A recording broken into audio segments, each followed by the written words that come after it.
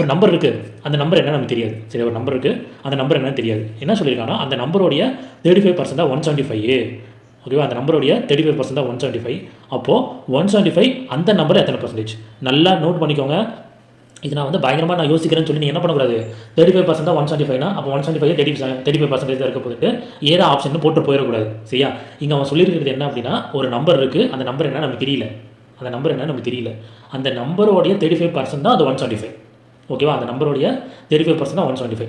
அடுத்த லைனில் என்ன சொல்கிறான்னா அந்த நம்பரில் 175 அப்படின்றது எத்தனை பர்சன்டேஜாக இருக்கும் அப்படின்னா நீங்கள் என்ன கண்டுபிடிக்கணும், அந்த நம்பரும் கண்டுபிடிக்கணும். சரிங்களா, அந்த நம்பரே உடைய டோட்டல் பர்சன்டேஜ். சரி, அந்த நம்பரை நீங்கள் வச்சு அந்த நம்பரோடைய டோட்டல் பர்சன்டேஜ் வந்து நீங்கள் கண்டுபிடிக்கணும். புரிஞ்சுதுங்களா?